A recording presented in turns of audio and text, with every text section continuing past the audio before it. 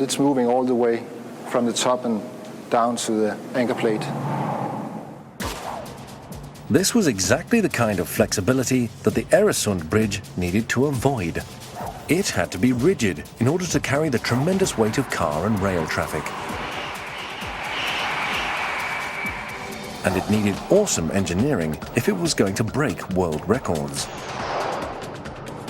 Having to build the bridge section this high and this huge created the biggest challenge of the entire Oresund project. Engineers were hurtling full speed towards the July 2000 deadline. The last stones had been placed on the artificial island. The tunnel elements had been sunk. Now it was time to build the world's longest cable-stayed bridge for car and rail. Construction began with the towers. At 60 stories, they would be by far the highest freestanding double-legged bridge towers in the world. Two giant legs would be connected by a massive crossbeam just below the roadway. Above the deck would be open space.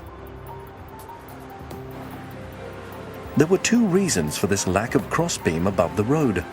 It kept the bridge design looking clean, but it was also in case of a plane crash.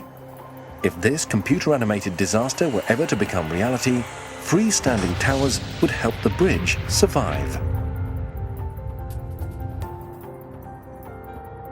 Without a crossbeam above the road, the towers would be more flexible.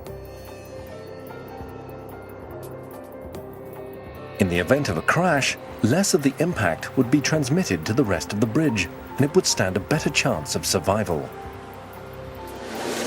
The building of the towers started on land.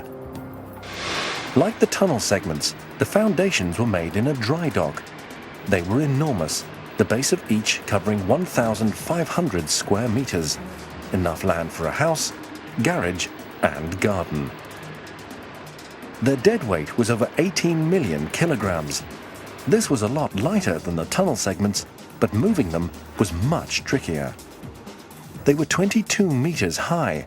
The Oresund Strait was only 7.5 meters deep, so they couldn't be floated like a raft. They had to be carried.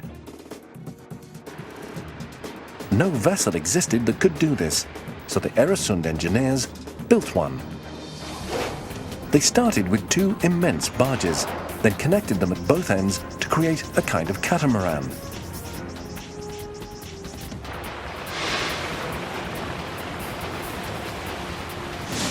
Then the dry dock was flooded, so the catamaran could sail over the foundation.